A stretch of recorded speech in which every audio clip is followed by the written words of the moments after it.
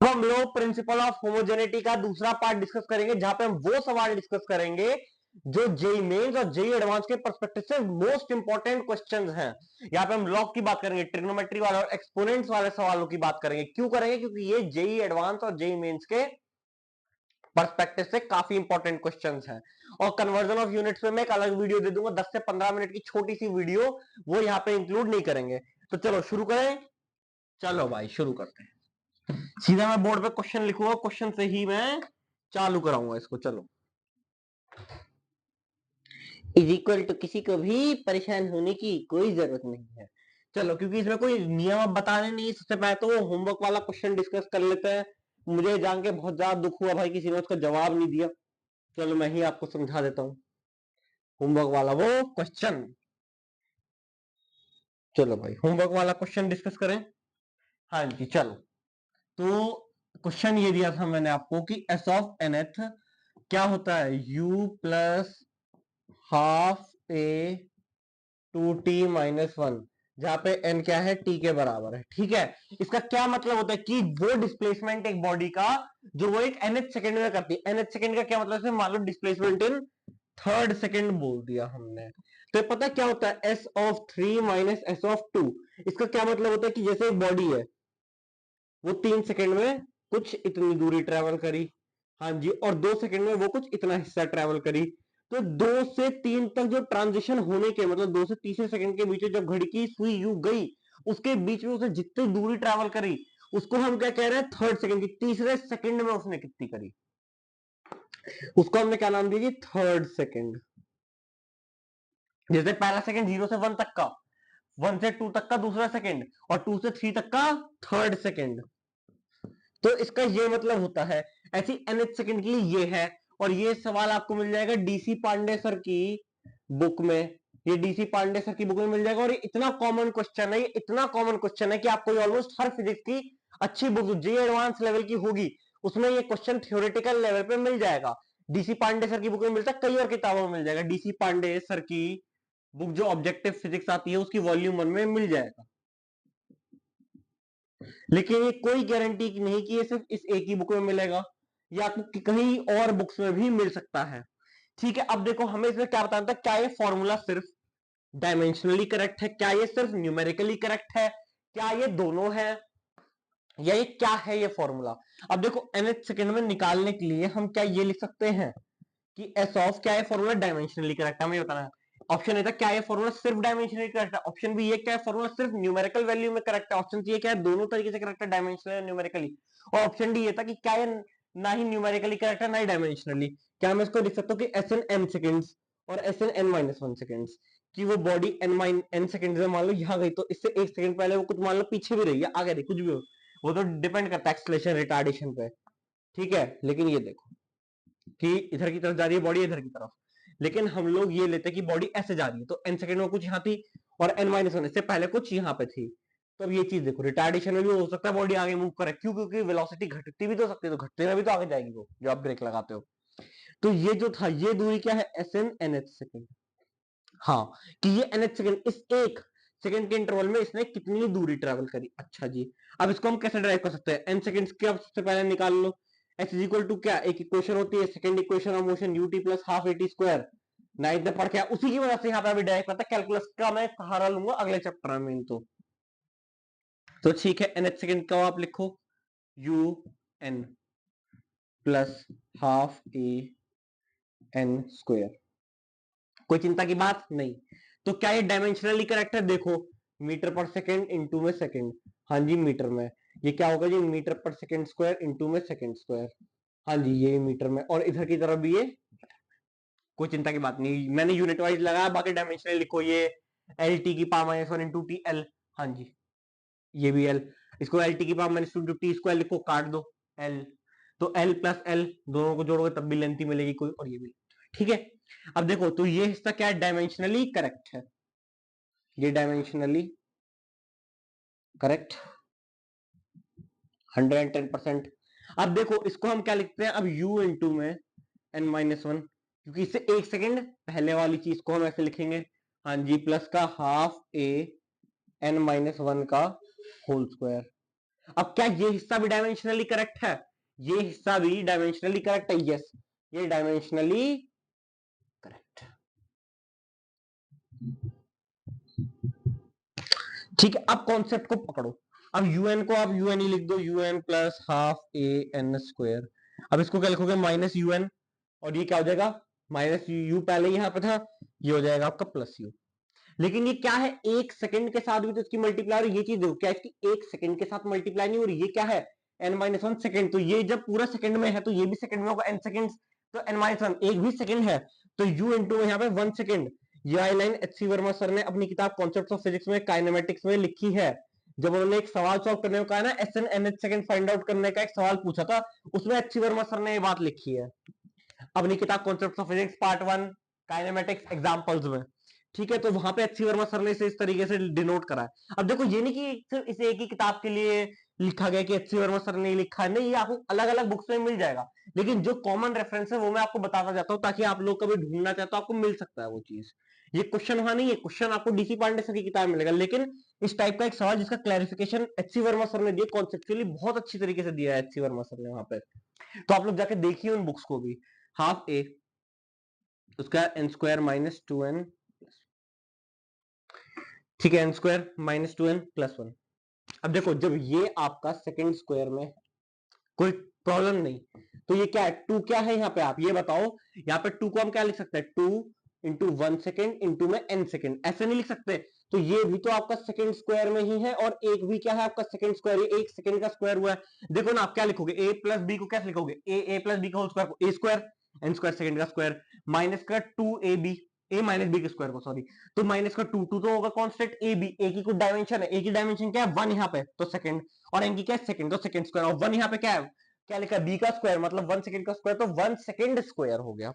हाँ जी, अब देखो यूएन से यूएन कट गया, हाँ जी बिल्कुल कट गया, हाफ ए एन स्क्वायर से half a N minus square cut गया।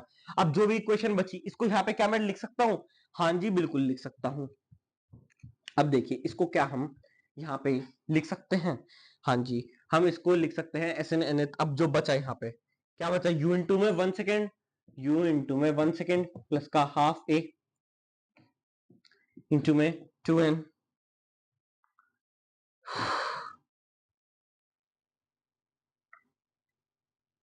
माइनस है ना यहाँ पे, हाँ जी, तो हाफ, ये आ गया आपका माइनस का साइन, ठीक है, minus half 2n minus 2n plus one.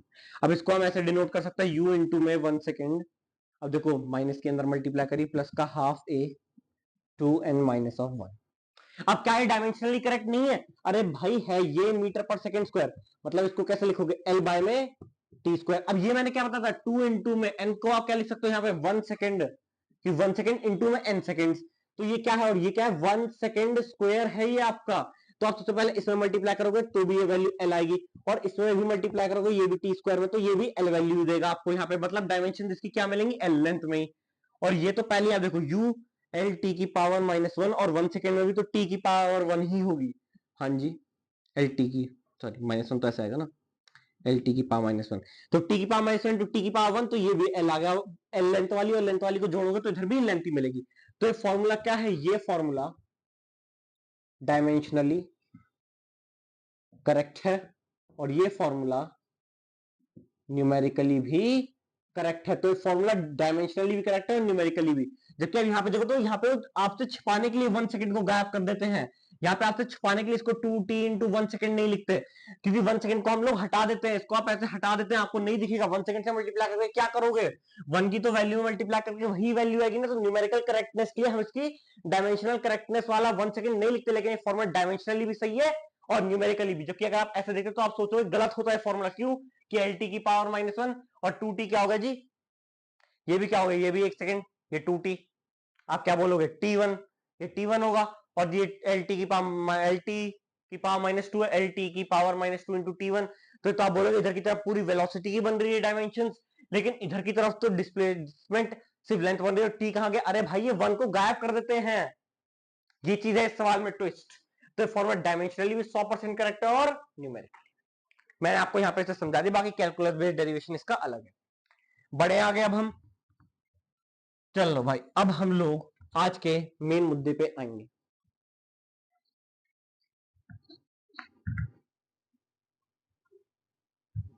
चलो अब आपको मैं इस वीडियो में सीधा क्वेश्चन से ही समझाऊंगा, आपको जो कॉन्सेप्ट मुझे समझाना है। सबसे पहले हम लेते हैं आप लोगों के लिए ट्रिग्नोमेट्री वाला। चलो हम किसके बेस पे उठाएंगे इसको?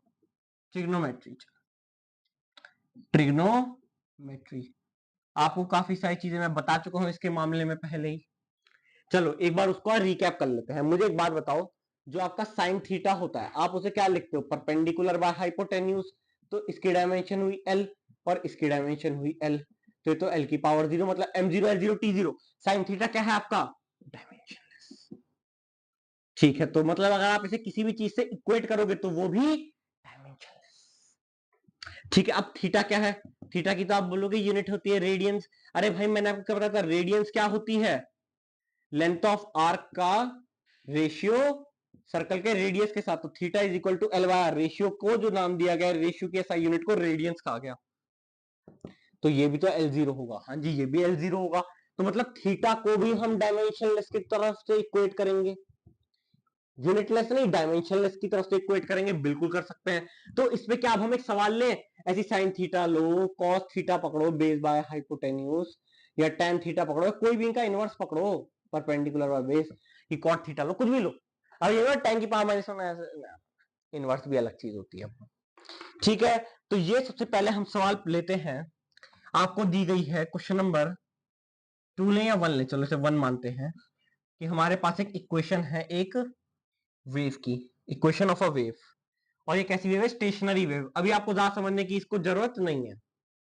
जब मैं 9th-10th का कोर्स लाऊंगा तो स्टूडेंट्स को वेव के बारे में थोड़ा सा बताऊंगा। अगर आपने नहीं पढ़ा तो भी कोई चिंता की बात नहीं है, मैं आपको एग्जैक्ट इक्वेशन दे दूंगा। 2a साइन, इसके अंदर जो दे रखी है equation 2 pi n t by lambda cos 2 pi x.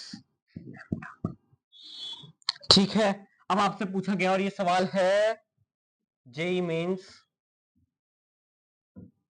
2024 4 अप्रैल की पहली शिफ्ट का। ठीक है, अब आपको बताना कि इनमें से कौन सी स्टेटमेंट करेक्ट है। सिंगल करेक्ट है, the dimensions of n t is l. The dimensions, आपको इसमें बताया नॉट करेक्ट। आपको इसमें कौन सा बताया नॉट करेक्ट, कि इसमें से कौन सा करेक्ट नहीं है। अच्छा भाई, अगर हम करेक्ट ढूंढ ले तो उसमें से हम बता सकते हैं कि कौन सा नॉन करेक्ट है। इज एल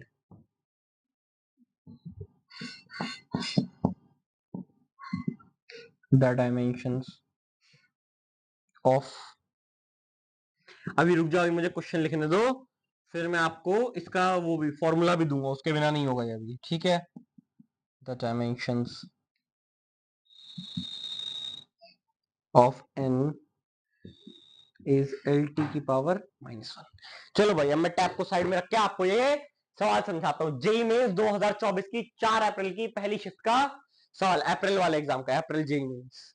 ठीक है, अब देखो ये सब मैं साइड से रख कर दूं क्योंकि इतनी जगह नहीं है कि हम बोर्ड पे सब कुछ लिखा रहने। आपको ये तो पता लगे कि ट्रिग्नोमेट्रिक रेशियोज भी क्या होते हैं? डायमेंशनलेस, और थीटा भी होता है डायमेंशनलेस। ये बात मैं पहले भी बता चुका हूं, लेकिन अब हम इसको ये समझेंगे प्रिंसिपल ऑफ होमोजेनिटी की मदद से। अब हम डायमेंशन निकालना सीखेंगे। चलो हमें बताना कि इनमें से कौन सा सही नहीं है। अब देखो, वेव की, स्टेशनरी वेव की इक्वेशन होती है y is equal to 2a sine omega t cos. ठीक है, जिसमें क्या होता है? ओमेगा क्या होती है हमारी? Angular velocity. ये क्या होता है? टाइम।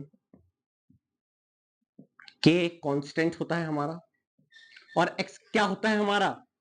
x की डायमेंशन होती हैं लेंथ में। ये समझ लो, लेंथ अभी होता तो ये ऐसे है वेव। हम उसे स्टेशनरी वेव के फॉर्मूले में लेते हैं, फिर साइन और कॉस में निकालते हैं। यहां तक ये फॉर्मूला पकड़ो, ये है इसका फॉर्मूला। ये आपको क्वेश्चन पेपर में नहीं मिलेगा, क्योंकि जब तक आप जेई देने के लिए बैठेंगे तब तक तो ये चीजें आपको पता होंगी। हाँ, पता तो होंगी तब तक, लेकिन अभी के लिए मैंने आपको फॉर्मूला दे दिया। अब देखो इक्वेशन क्या है? y is equal to, y क्या होती है?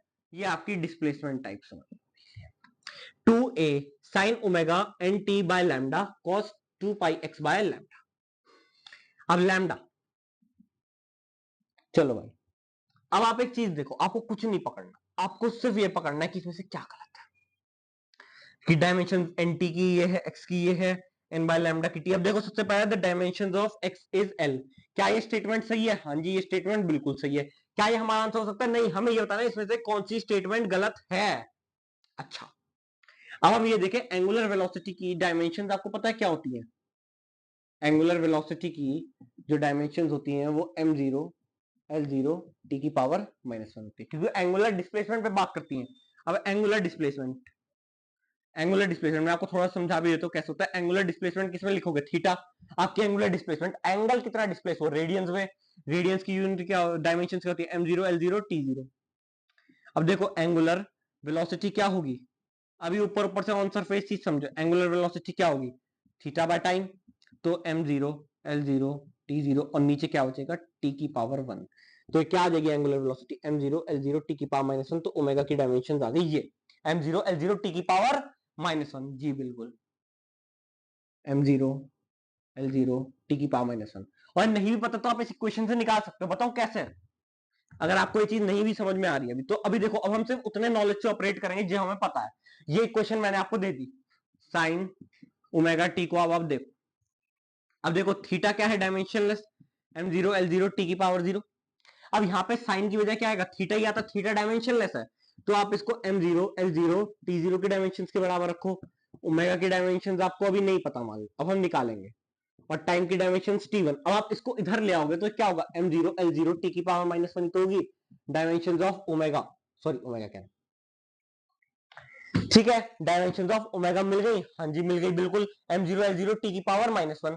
अब देखो k की कैसे निकालोगे? अब देखो यहाँ पे मैं आपको पूरी इक्वेशन भी रटवा सकता हूँ, लेकिन मैं नहीं बता रहा। अब देखो ऐसे आप देखो, यहाँ पे आप क्या लिखोगे? cos थीटा को kx लिखो। अब k की डायमेंशन सिखाएंगे आज।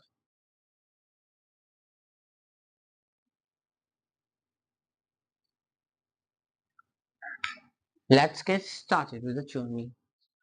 अब देखो ऐसे ही आपको मैं cos की डायमेंशन सिखाता हूँ, kx। अब देखो थीटा क्या होगा? Dimensionless, m0 l0 t0।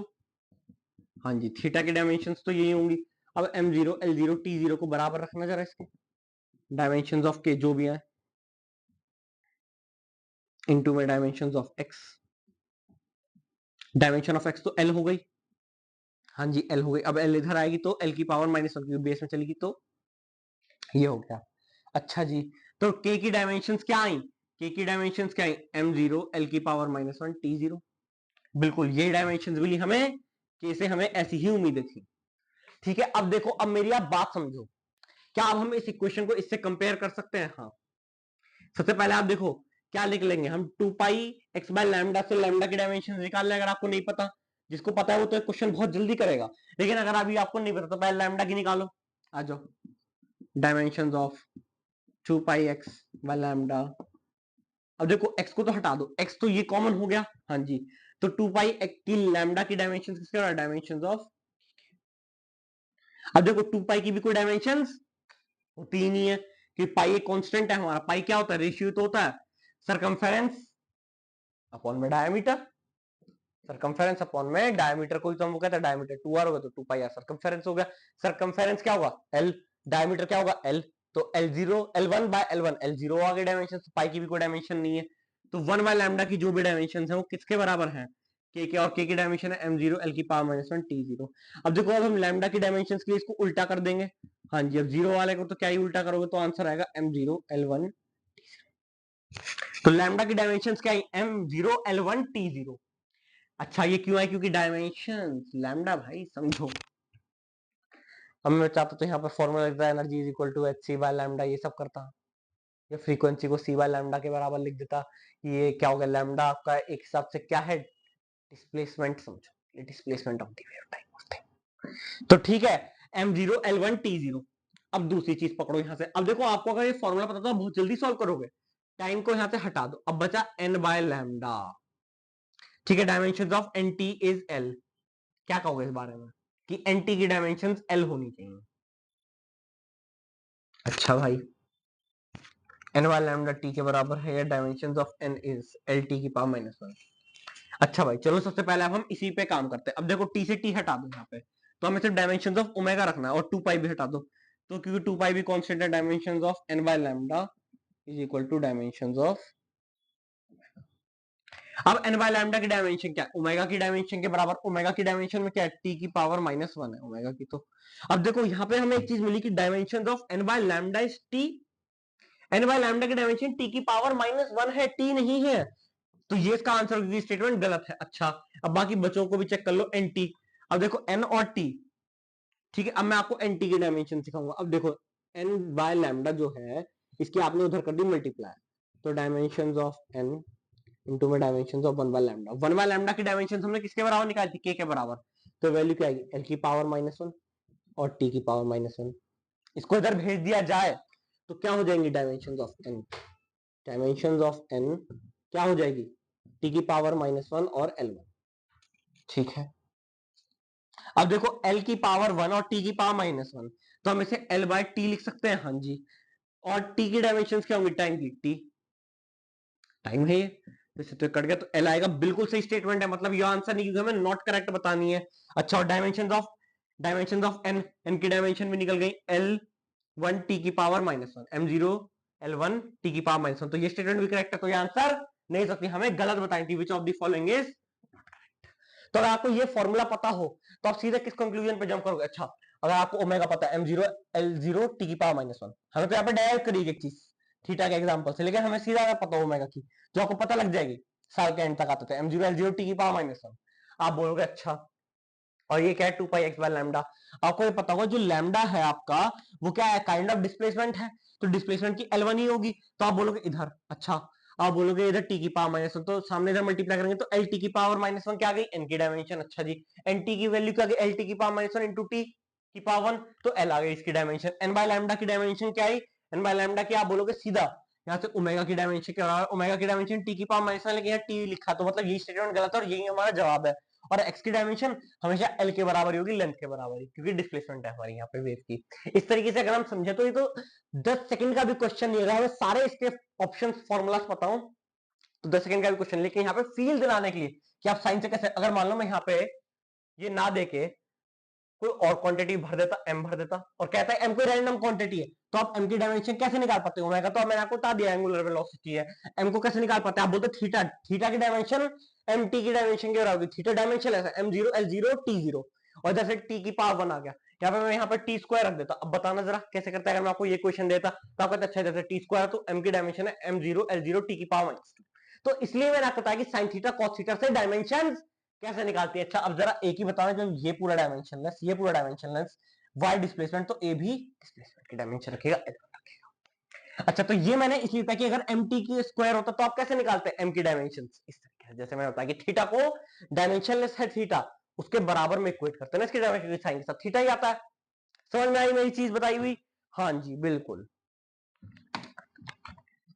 अच्छा, तो चलो आप लोगों को ये सवाल समझ में आया, आप अगले सवाल की करिए तैयारी। ठीक है, मैंने ये इसलिए ये बताया ताकि आपका कॉन्सेप्ट बूस्ट हो सके, आपको वो गहराई की बातें समझ में आ सके जो आपको आनी चाहिए, इसलिए मैंने आपको प्रॉपर सॉल्व करके दिखाया। वरना बताने को तो मैं भी आपको शॉर्टकट में बताया था कि ओमेगा ये होता है, ये होता है, मैंने आपको शॉर्ट करके क्यों बताया, वो पूरा सॉल्व करके क्यों बताया कि अगर यहाँ पे एम टी का स्क्वायर लिखा हो तो आप एम की डायमेंशन निकाल लो वहां से, और दूसरे में आपको कुछ पूरी इक्वेशन बना के दे रखी हो, आप उससे कंपेयर करके इक्वेट करने की कोशिश करोगे, आप उससे कंपेयर करके इक्वेट करने की कोशिश करोगे, फिर इक्वेट करके आपसे ऑप्शन में कुछ भी निकालने को कहा जाए आप निकाल दोगे, क्यों? आपने एक जगह से डायमेंशन निकाल के दूसरी जगह प्लेस करनी सीख ली। अच्छा, अब चलो, अब हम लेते हैं एक्सपोनेंट वाला, लोगे? चलो एक्सपोनेंट वाला सवाल लेंगे, तो इससे पहले अब हम एक्सपोनेंट की थ्योरी समझेंगे। सबसे पहले थोड़ी सी एक बात समझो, जो हमारा एक्सपोनेंट होता है वो कोई पावर ही होती है। आज तक आपने एक्सपोनेंट देखे होंगे, क्या आपने आज तक ऐसे देखा है कि कोई हमने नंबर लिखा 2, हमने 2 स्क्वायर मीटर लिखा है मान लो, तो ये 4 मीटर के बराबर है, लेकिन ये इस 2 के लिए लिखा गया है, ये इस पूरी वैल्यू के लिए लिखा गया। क्या इस एक्सपोनेंट में आज तक आपने कोई यूनिट या डायमेंशन देखी है? कोई यूनिट लगी देखी कि 2 के स्क्वायर में ऊपर लिखा 2 मीटर है यहाँ पे? कभी नहीं देखी, क्योंकि एक्सपोनेंट क्या होते हैं? Exponents must be dimensionless. Exponent combinedly dimensionless होने चाहिए, एक्सपोनेंट की कोई डायमेंशन नहीं होनी चाहिए, एक्सपोनेंट डायमेंशनलेस होंगे तभी वो एक्सपोनेंट माने जाएंगे, वरना नहीं माने। क्योंकि आपने आज तक डायमेंशन की भगवान ना करे भाई कोई, हमने आज तक ऐसा एक्सपोनेंट देखो जिसकी यूनिट लगी हो मीटर किलोग्राम। समझ आई मेरी बात कही हुई? हाँ, तो एक्सपोनेंट्स मस्ट बी डायमेंशनलेस। इसी को मद्देनजर रखते हुए हम लगाएंगे क्वेश्चन नंबर 2। क्वेश्चन नंबर 2 है IIT JEE 2004। IIT JEE 2004 का सवाल। हमें एक रिलेशन दिया गया है P is equal to alpha by beta e की power minus alpha Z by K theta, जहां पे हमें क्या दिया गया है, कुछ चीजों का मतलब दिया गया है। P क्या है जी आपका प्रेशर है, के आपका बोल्ट्जमैन कांस्टेंट है जिसकी मैं आपको वो बताऊंगा यहाँ पे फॉर्मूला नहीं बताऊंगा, मतलब आपको इसकी यूनिट से बता दूंगा, ठीक है। थीटा आपका क्या है, टेम्परेचर है। अब देखो आपको क्या बतानी है, dimensions of beta, dimensions of beta. अब आपके लिए कुछ ऑप्शन मैं यहां पे लिख देता हूं जो इसी में दिए गए हैं। m0 l² t0, m l² t, m l0 t की पावर -1। ये फॉर्मूला और ऑप्शंस हैं, राइट। m0 l² t की पावर -1। सवाल आपको समझ में आ गया? अच्छा भाई, अब हमको कुछ जुगाड़ तो करना पड़ेगा कि हमें बीटा की डायमेंशंस निकालनी है। और बोल्ट्जमैन कांस्टेंट का मैं आपको फॉर्मूला तो नहीं दे रहा, चलो कहीं कंफ्यूज हो जाओ, इसके मैं आपको यूनिट देता हूँ kilogram metre square by second square kelvin. ये ले लो आप मुझसे भी, इसकी यूनिट दे दी है, ठीक है। और थीटा आपका टेम्परेचर। अब हमें बीटा की बतानी है। सोचो बीटा की कैसे बताएंगे, अगर मैं इसको प्रेशर के बराबर रख दूं, ठीक है। अच्छा, अब यहाँ पे ई है, राइट। इसकी क्या डायमेंशन है, ई आपका क्या होता है, नेपियर कांस्टेंट होता है। नेपियर्स कांस्टेंट एक इंटीजर होता है, इंटीजर जैसे 2 3 होता है ना, ये इंटीजर होता है, मतलब डेसिमल में वैल्यू होती है। नेपियर्स कांस्टेंट लॉग में यूज होता है, तो 2 पॉइंट कुछ वैल्यू होती है, तो इसकी कोई डायमेंशन नहीं होती। नेपियर्स कांस्टेंट एक वैल्यू, उसकी कोई डायमेंशन नहीं है। कहीं आप सोचो यहाँ पे ऐसे लगा के बंद करके यहाँ पे मीटर लिखा हो, नहीं नहीं नहीं, ऐसा कुछ नहीं लिखा होता। नेपियर्स कांस्टेंट की कोई भी डायमेंशन नहीं होती, जो एक वैल्यू है, जैसे 2 3 4 है ऐसी। आप 2.5 बोलो, इसकी क्या डायमेंशन नहीं, न्यूमेरिकल वैल्यू क्या डायमेंशन होगी ऐसी। नेपियर्स कांस्टेंट एक न्यूमेरिकल वैल्यू जो इंफिनिटी तक टेंड करती है। इसके लिए हमारे पास सीरीज होती है, हम उससे निकालते हैं। मैं आपको यहाँ पे क्या ही बताऊं, जो हमारे मैक्लॉरेन फंक्शंस होते हैं, मैक्लॉरेन सीरीज से हम ऐसे लिखते हैं एक्स फैक्टोरियल ऐसे एक्स स्क्वायर बाय में 2 factorial plus x cube by में 3 फैक्टोरियल। तो इस तरीके से जितने जितने तक आप वैल्यू डालते हैं तो एग्जैक्ट उतने हम क्लोज पहुंच जाते हैं, इंफिनिटी तक टेंड करते हैं। ये सब यहाँ से ये समझो कि एक नेपियर्स कांस्टेंट है जो एक कांस्टेंट वैल्यू की तरह जो डेसिमल में होती है, इसकी कोई डायमेंशंस नहीं होती है। अच्छा, और ये हमारी बोल्ट्जमैन कांस्टेंट की डायमेंशन है। अब एक्सपोनेंट क्या होना चाहिए, डायमेंशनलेस होना चाहिए, क्योंकि इसकी कोई वो तो हो नहीं सकती। अब आप देखो, अगर मैं अल्फा की डायमेंशन निकालू, dimension of pressure alpha by beta की डायमेंशन के बराबर है। हाँ, है तो सही। और जेड क्या दिया गया हम यहाँ पे, जेड देखें। अच्छा जी, जेड भी दिया गया है, जेड आपका है डिस्टेंस। अगर मैं आपसे बोलूं कि एक बात समझो यहाँ पे कि ये अगर हम यहाँ से अल्फा की डायमेंशन निकाल रहे हैं और यहाँ प्रेशर की तो हमें पता है, तो हम इसको अल्फा और बीटा की डायमेंशन से इक्वेट कर सकते हैं, इसकी कोई डायमेंशन नहीं, डायमेंशनलेस कांस्टेंट है। तो अगर हम इसकी डायमेंशन को इधर भेज के डायमेंशन ऑफ 1 बाय बीटा निकाले तो हम बीटा की डायमेंशन तक सफलतापूर्वक पहुंच सकते हैं। अच्छा, तो डायमेंशन अब देखो, इस पूरे की माइनस की तो माइनस होंगी, तो कोई डायमेंशन नहीं, तो alpha Z by K theta की डायमेंशन क्या होंगी, m0 l0 t0। अच्छा, अब अल्फा की डायमेंशन निकालने के लिए हम सबसे पहले क्या करेंगे, डायमेंशन ऑफ अल्फा इनटू में। अब हम जेड की डायमेंशन निकालो, जेड क्या है आपका डिस्टेंस, तो L1। अच्छा भाई, अब डायमेंशन ऑफ के थीटा, तो वो के की डायमेंशन ये डिवाइड में है के आपका यहाँ पे। अच्छा, के तो डिवाइड में है भाई हमारा, तो के क्या है बोल्ट्जमैन कांस्टेंट। अब इसे डायमेंशन से कन्वर्ट करो, अब -1 तो लगेगा इसमें। अच्छा, पहले लिख लो m l² t की पावर -2, और केल्विन को कैसे लिखोगे, थीटा, और ये पूरी में -1 क्योंकि ये इनवर्स है इसका, नीचे है ना, हम इसको ऐसे भी तो लिख सकते हैं के की पावर -1 और थीटा की पावर -1, तो इसकी डायमेंशन की पावर। अब थीटा पकड़ो, टेम्परेचर, इसको हम क्या लिखेंगे, थीटा की पावर यहाँ पे। चलो अब हमने इसको लिख लिया अच्छी तरीके से। अब ये इसके बराबर है। अब हम पहले इसको सॉल्व कर लें। हाँ जी, एल की पावर -1, एम -1, एल -2 टाइम अब +2 हो जाएगा, थीटा +1 हो जाएगा, और थीटा क्या हो जाएगा, -1, यहाँ से -1 हट गया।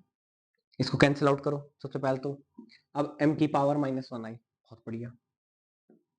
जो डायमेंशन ये किसके बराबर है, m0 l0 t0। ठीक है, अब आप वैल्यूज देखो। अल्फा की डायमेंशन निकालने के लिए, डायमेंशन ऑफ अल्फा निकालने के लिए हम इसकी मल्टीप्लाई किन किन डायमेंशन में आप करेंगे, m की पावर -1, l की पावर -2 और 1, l की पावर -1 और t का m0 l0 t0। अब इसको यहाँ पे डिवाइड में भेज देंगे तो क्या ये इनवर्स नहीं हो जाएंगी डायमेंशंस, हाँ हो तो जाएंगी। कहां लिखूं, यहाँ लिख देते हैं एक्सपोनेंट्स मस्ट बी डायमेंशनलेस, को हटा देते हैं और अब इसको सॉल्व करते हैं। ठीक है, अब इसको इधर भेज दिए तो dimensions of alpha m0 l0 t0 नीचे यहाँ पे लेके आए, m की पावर -1, l की पावर -1, t का होल स्क्वायर, तो m0 -1 m1, l00 l0 -1 l1, t0 -2 t की पावर -2। तो ये किसकी डायमेंशन आ गई, हमारे अल्फा की। अब क्या हम इसको प्रेशर की dimension by alpha by beta की डायमेंशन के बराबर नहीं लिख सकते, बिल्कुल लिख सकते हैं, आ जाओ। तो वही काम हमें करना है।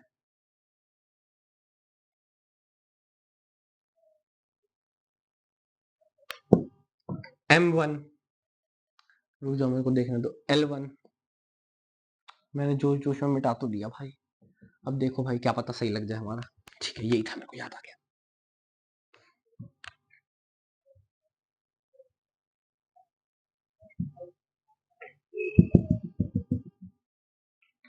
ठीक है, अब देखो, अब हम डायमेंशंस ऑफ प्रेशर को बराबर रख देंगे डायमेंशंस ऑफ अल्फा इनटू में डायमेंशंस ऑफ 1/। अब प्रेशर की डायमेंशन क्या होती है, प्रेशर की डायमेंशन क्या होगी, फोर्स की डायमेंशन m1 l1 t की पावर -2 है ना, l1 t की power -2, force per unit area ऊपर ऊपर ऑन सरफेस लेवल डेफिनेशन तो ये होती, तो 1 -2 हो गई वैल्यू। अब अल्फा की वैल्यू क्या आएगी, m1, अल्फा की डायमेंशन m1 l1 t की power -2 dimension of alpha beta. अब m1 से m1 कट जाएगी, यहाँ पे भेजोगे 1 -1 क्या ही करोगे, t की पावर -2 से t की पावर 2 कट जाएगी। अब यहाँ पे जो वैल्यू बची l की पावर -1 बाय में l की पावर 1, इनको जोड़ के आपको मिलेगी डायमेंशन ऑफ 1 बाय बीटा। तो ये क्या मिलेगी, -1 -1 -2 हो गई। अब देखो इसका आप उल्टा कर दोगे, बीटा की निकालने के लिए इसका उल्टा कर दोगे तो l की पावर -2 को 1 बाय l की पावर -2 क्या हो जाएगी, l की पावर 0 बाय में l की पावर -2, 0 -2 l की पावर 2 क्या हो गई आपकी डायमेंशन ऑफ बीटा। अच्छा, तो m0 l स्क्वायर मतलब l की डायमेंशन में l में आ गई 2 और t0। आपकी डायमेंशन ये नहीं है, डायमेंशन क्या एक्सपोनेंट है, मास में डायमेंशन क्या है 0, l में क्या है 2 और t में क्या है 0, एक्सपोनेंट की वैल्यू को डायमेंशन कहते हैं। अच्छा भाई, अब देखो ये तो ऑप्शन नंबर ए मैच हो गया, m0 l स्क्वायर t की पावर 0। तो इस तरीके के भी क्वेश्चन आते हैं। अब हम एक लॉग वाला सवाल लेंगे, क्वेश्चन नंबर 3 और 4 में लेता हूं लॉग बेस्ड क्वेश्चन। ठीक है, हम बस 33 मिनट पे पहुंच चुके हैं, 2 सवाल और करेंगे और जल्दी से। एक लॉग वाला सवाल, लॉग और ट्रिग्नोमेट्री का मिक्स है, वो लास्ट में करा दूंगा मेंस का, और एडवांस के question next to next lecture. अगला लेक्चर कन्वर्जन ऑफ यूनिट्स में 10-15 मिनट का आएगा छोटा सा, जिसमें आपको न्यूटन को डाइन में करके दिखा देंगे और 2-4 सिस्टम के बारे में बता देंगे, एमकेएस सिस्टम जैसे, जिसके बारे में कभी कभी जेई ने पूछा है। एमकेएस भी एमकेएस सिस्टम कभी भी पूछ लेता है, ऐसा नहीं है नहीं पूछता एमकेएस सिस्टम। तो एमकेएस सिस्टम नहीं होता भाई, अब कॉमन नहीं, बहुत पहले पूछा था जेई में, तो मैं वो भी कवर करा दूंगा, परेशान नहीं होंगे, हम परेशान नहीं होंगे, मैं आपको कवर कराने के लिए जितना कंटेंट हो सकता है कराऊंगा। और अगर आपको लग रहा है कि कोई एक सवाल भी ऐसा है जो अलग तरीके का यहाँ पे नहीं पढ़ाया गया, आप मुझे कमेंट करो, मैं उसे भी इंक्लूड करूंगा, उसमें भी 10 मिनट का अगर लेक्चर बनता होगा मैं बनाऊंगा। हर एक ऐसा सवाल जो जेई ने पूछा है उसमें लेक्चर आएगा, ताकि आपके कॉन्सेप्ट क्लियर हो, आप कर सको हर सवाल। ठीक है, आपकी अंडरस्टैंडिंग डेवलप करने के लिए अगर कोई भी क्वेश्चन जरूरी होगा मैं कराऊं।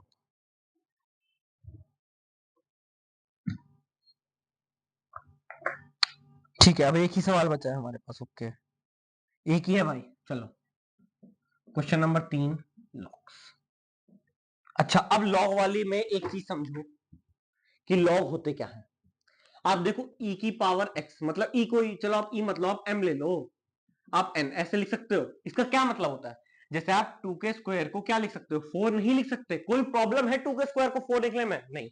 अच्छा तो ऐसी m क्या है, क्या हम इसे ऐसे नहीं लिख सकते कि अच्छा हमारा m2 है, x2 है, n2 है, ये सब हमारे क्या इंटीजर्स है, इंटीग्रल वैल्यूज है। अच्छा तो एक नई टेक्निक बनाएगी कि आप इसे बेस और एक्सपोनेंट की फॉर्म में लिखोगे। अच्छा log m of n is equal to x। अब इसका क्या मतलब होता है कि ये जो बेस है ना, इसकी पावर जो है m की पावर x, यहाँ पे आप इसे इसकी पावर में चलाओगे वो n के बराबर है। इसे लिखने की एक टेक्निक है, ऐसा समझो अभी के लिए। जिन लोगों ने लॉग नहीं पढ़े, वैसे मैं आप लोगों को सजेस्ट करूंगा मैथ्स में सबसे पहला चैप्टर सेट्स भी मत पढ़ना, सेट भी मत पढ़ना क्लास 11 तो सबसे पहले लॉगरिथम्स पढ़ना। चाहे 1 महीना लगा दे लॉग में, लॉग स्ट्रांग होना जरूरी है। 1 महीना मत लगाना, कहीं 1 महीना लगाने लग जाओ, 2 से 3 दिन में लॉग स्ट्रांग हो जाएंगे। अच्छी अच्छी बुक्स आती है, सॉल्व आउट करना, लॉग्स पे क्वेश्चन है अच्छी किताबों में। ठीक है, तो लॉग्स में 2 से 3 दिन लगाना, 4 दिन एडवांस, बस 4 दिन से ऊपर लॉग्स नहीं है। और लॉग में जो इनइक्वालिटी वाला पार्ट है उससे पहले लीनियर इनइक्वालिटी पढ़ लेना, फिर लॉग इनइक्वालिटी में जाना। ठीक है, अभी डिसेंट सी बात कर लेते हैं। अच्छा तो मतलब m x और n क्या होंगे, कोई हमारे इंटीजर्स ही होंगे, इंटीजर्स ही होंगे ऑन सरफेस लेवल। हाँ इंटीजर्स ही होंगे, तो इंटीजर्स क्या होते हैं, डायमेंशनलेस। हाँ देखो भाई, x की तो कोई डायमेंशन होगी नहीं, एक्सपोनेंट n जो यहाँ पे रखा है इसकी भी क्या ही डायमेंशन होगी जब m की नहीं है। तो हम लॉगरिथम में चीज में जो भी दे रखा है यहाँ पे उसे डायमेंशनलेस एज्यूम करेंगे। ठीक है, अच्छा ऐसे ही इस पे 2022 मेंस में, 2022 मेंस आई डोंट नो कि 2022 में अगर मेंस 28 जुलाई को हुआ था, यहाँ पे जो डेट लिखी है मैं तो वही लिख के दे रहा हूँ। 2022 जेईई मेंस, एक हमें कार्नोट्स इंजन पे इक्वेशन दी गई है, n is equal to efficiency of Carnot's engine पे। मेनली मैं आपको n की डायमेंशंस भी दे देता हूं कि डायमेंशंस ऑफ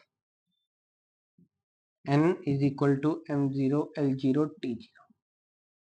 n की कार्नोट्स इंजन की एफिशिएंसी की ये वैल्यू है। ठीक है, sine theta log e beta x by k t. अब मेरी बात सुनो, सवाल में आपको जो जो चीजें यहाँ पे दी गई हैं, ठीक क्या है, आपका टेम्परेचर है, कोई चिंता की बात नहीं, डरना नहीं है। सवाल बड़ा लगेगा तो मैं यहाँ पे हूं। बोल्ट्जमैन कांस्टेंट जिसकी मैंने आपको यूनिट्स भी दी थी पिछली बार, kilogram metre square by second square बटे यहाँ पे केल्विन। एंगुलर डिस्प्लेसमेंट की पहले भी निकाली थी, थीटा रेडियंस याद करो। एक्स क्या है, डायमेंशंस किसकी है, लेंथ की। ये चीजें आपको सवाल में दी गई, ये हिस्सा कार्नोट्स इंजन की डायमेंशन मैं दे रहा हूँ। और अल्फा बीटा को क्या बताया गया कि ये जो आपके अल्फा और बीटा है ये कांस्टेंट्स हैं। अब ये चीज मत भूलना कि कांस्टेंट्स डायमेंशंस वाले भी तो कांस्टेंट्स डायमेंशन लेस भी होते हैं, ये चीज याद रखना। ठीक है, तो अल्फा बीटा की डायमेंशंस के बारे में हमें कोई जानकारी नहीं है, हमें क्या बोलना है, चूज दी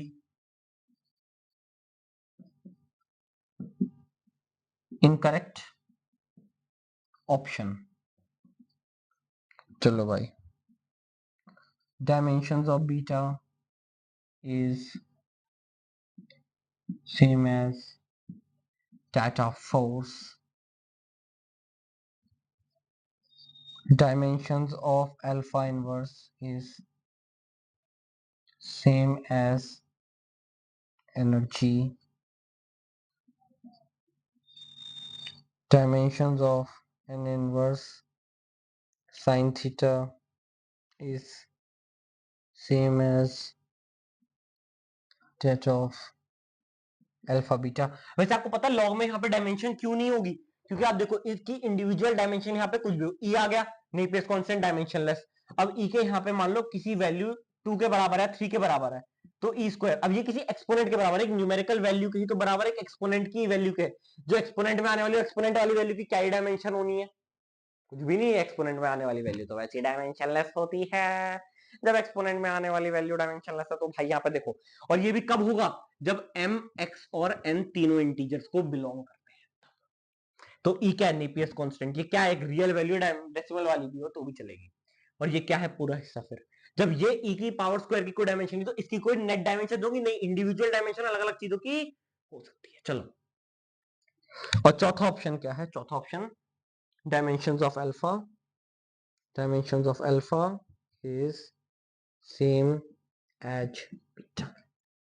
चलो भाई इसको सॉल्व करते हैं, और ये आज की वीडियो का हमारा आखिरी सवाल भी होगा। चलो भाई देखो, एन की डायमेंशन ये मैंने आपको दी, ये सवाल में नहीं मिली, सवाल में ये डेटा मिला कि टी टेम्परेचर बोल्ट्जमैन कांस्टेंट, इसका ये यूनिट भी मैंने दिया है, ये सवाल में नहीं मिलेगा एग्जाम में। थीटा एंगुलर डिस्प्लेसमेंट और एक्स की डायमेंशन लेंथ के बराबर है, ये भी आपको उसमें दे रखा है सवाल में। अब आपको इनकरेक्ट गलत ऑप्शन बताना है, तो आपको इसमें सबसे पहले देखो डायमेंशन ऑफ बीटा क्या फोर्स की डायमेंशन के बराबर होगी। अच्छा, सबसे पहले देखो काम क्या करना है, dimension of alpha inverse is same as that of energy, dimension of n minus sin theta is same as that of alpha beta. ये डायमेंशन ऑफ अल्फा बीटा की बराबर है। अगर मैं बीटा की डायमेंशन निकालूं तो मेरा काम हो जाएगा। sin थीटा क्या है, वैसे भी डायमेंशनलेस। देखो sin थीटा क्या है, वैसे भी m0 l0 t0, क्योंकि ये क्या रेशियो है दो साइड्स का भाई साहब, दो साइड्स का रेशियो की कोई डायमेंशन नहीं होती। कृपया ऐसा पाप मत करना, sin थीटा को कोई डायमेंशन दे देना, माफ कर देना भाई,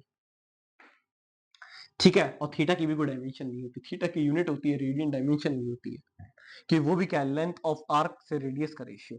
अब अल्फा बाय बीटा, इसको अगर मैं यहां से ये निकालूं कि dimension of beta x by k t क्या है, m0 l0 t0, क्योंकि यहाँ पे इंटीग्रल वैल्यू जब e की कोई पावर चढ़ेगी, एक्सपोनेंट चढ़ेगी, तो वो तो डायमेंशनलेस होगा, e भी डायमेंशनलेस। तो कोई डायमेंशनलेस क्वांटिटी के ऊपर एक्सपोनेंट क्या बोला, जब ये सब इंटीजर्स हो ये तब वैलिड है।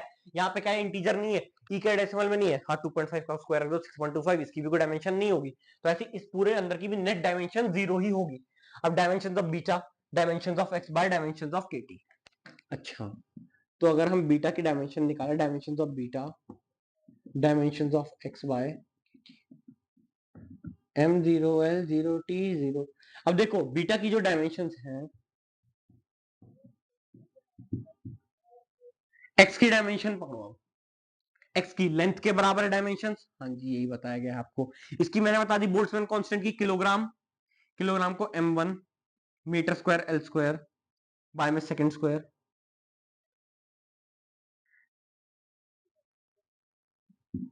T square kelvin square theta की पावर 1, केल्विन सॉरी थीटा, ठीक है।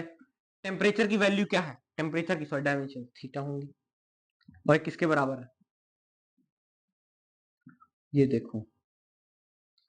अब ये ऊपर पहुंचा दोगे, क्या होगा, एल की पावर यहाँ पे कुछ नहीं होगा, नील बटा नील, तो ये और ये मिल जाएंगे। कौन से मिलेंगे, ये नीचे वाला और ये ऐसे, ये मिल जाएंगे कि नहीं। तो क्या, जब हम इसे ऊपर पहुंचा देंगे, एल टी का स्क्वायर को ऊपर पहुंचा दिया, अब ये नीचे से हट गया पूरा यहाँ से, अच्छा जी, और इस एल से ये एल कट जाएगा। तो वैल्यू क्या है, डायमेंशन ऑफ बीटा, अब इनको इधर भेज दो, m0 l0 t0 से डिवाइड करने के लिए, वैल्यू क्या बनी ऊपर, ये बनी टी स्क्वायर बाय में m1 l1। अच्छा, अब ये ऊपर चली जाएंगी मल्टीप्लाई होने के लिए, ये क्या होगा यहाँ पे, कुछ भी नहीं, तो ये और ये मल्टीप्लाई होती है हमेशा, हाँ जी ये तो सबको पता है डायमेंशंस ऑफ बीटा। कैसे निकालोगे बीटा की डायमेंशंस, अब बीटा की डायमेंशंस आप लोग कैसे पकड़ोगे, देखो डायमेंशंस ऑफ बीटा क्या होंगी, m1, बीटा की डायमेंशंस क्या होंगी, m1 l1 बाय में t का स्क्वायर t की power -2। Dimensions of beta, my dear friends, m1 l1 t की पावर यहाँ पे 0 और नीचे खत्म मेरे भाई। अल्फा और बीटा, अल्फा और बीटा की कहानी हम लोगों ने यहाँ पे समझी, बीटा की डायमेंशन था, बीटा बीटा बीटा। अब अल्फा बाय बीटा और साइन थीटा की कोई डायमेंशन नहीं, और मैंने एफिशिएंसी ऑफ कारनोट्स इंजन की भी डायमेंशन ये मैंने आपको दी है, नॉट इन क्वेश्चन, ये क्वेश्चन में नहीं है, और ये वाली बात भी आपके क्वेश्चन में नहीं है। अब देखो dimensions of Carnot's engine efficiency और अल्फा, अब क्या आप इससे ये निकाल सकते हो, dimensions of beta same as that of force, क्या ये फोर्स की डायमेंशन जैसी नहीं, किलोग्राम मीटर पर सेकंड स्क्वायर फोर्स के लिए होती है, m1 l1 t की पावर -2। माने ये स्टेटमेंट बिल्कुल सही है, लेकिन क्या ये आंसर हो सकती है? नहीं, हमें तो इनकरेक्ट बताइए। तो स्टेटमेंट सही है, मतलब ये आंसर नहीं है आपका। अब अल्फा इनवर्स की डायमेंशंस क्या एनर्जी के बराबर है? अब देखो,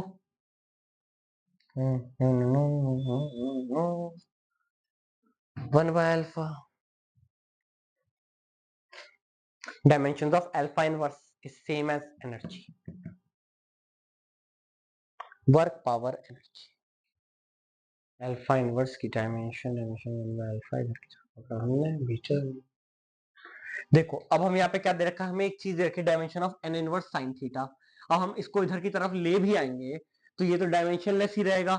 हाँ जी, एन इनवर्स साइन थीटा, क्या वो अल्फा बीटा की डायमेंशन के बराबर होगा? ये चीज सोचो, क्या इसमें ये दे रखा है? अच्छा, यहाँ पे मैं वही कहूँ, कुछ गड़बड़ है भाई, dimension of alpha inverse x लिखा है, मैं वही को एक एल ज्यादा आएगा यार। अल्फा इनवर्स एक्स की डायमेंशन पकड़ो। अब देखो आपने अल्फा को इधर भेज दिया, n sine theta by alpha, किसके आप बीटा, और यहाँ पे पूरी वैल्यू कांस्टेंट पकड़ो, के डायमेंशनलेस है ये तो पूरा, ठीक है। इसको आप एम पकड़ो, डायमेंशनलेस। अब देखो ये डायमेंशन क्या होंगी, अल्फा इनवर्स की dimension of alpha inverse, dimension of beta के बराबर होगा m1 l1 t की पावर -2। अब देखो dimension of alpha inverse x की वैल्यू क्या आएगी बताओ, x की मल्टीप्लाई कर दो m1 l2 t की पावर -2। क्या ये एनर्जी की डायमेंशन के बराबर नहीं है? क्यों है? क्योंकि देखो क्या होगी, force into displacement, 1 metre add कर दो m1 l2 t की पावर -2, बिल्कुल सही है ये स्टेटमेंट मतलब। और देखो n इनवर्स sin थीटा की डायमेंशन क्या अल्फा बीटा के बराबर है। अब देखो इसको पकड़ते हैं, अल्फा की डायमेंशन इसकी उल्टी है, ये चीज याद रखना। अल्फा की डायमेंशन इसकी बिल्कुल अपोजिट, नहीं सेम ही तो है, m1 l1 t की पावर -2। ना ना ना ना ना ना ना ना, अल्फा इनवर्स की dimensions of alpha inverse m1 l1 t की पावर -2। अच्छा भाई, मैं तो यहाँ पे फील दे रहा हूँ ना, करने को मैं इसे 1 सेकंड में सॉल्व कर लूँ यहाँ पे। देखो अब देखो ये n है, कार्नोट्स इंजन की एफिशिएंसी भाई। अब देखो क्या मैं इसको n inverse sine theta, same है अल्फा बीटा के, अल्फा और बीटा की जब आप मल्टीप्लाई करोगे, देखो आप n साइन थीटा और यहाँ पे अल्फा बीटा के बराबर रख लो, जब ये भी डायमेंशनलेस है और ये भी, तो क्या अल्फा बीटा डायमेंशनलेस नहीं होंगे? अब आप n इनवर्स करो, कुछ भी करो, n इनवर्स साइन थीटा भी रख दो, तो भी क्या फर्क पड़ता है?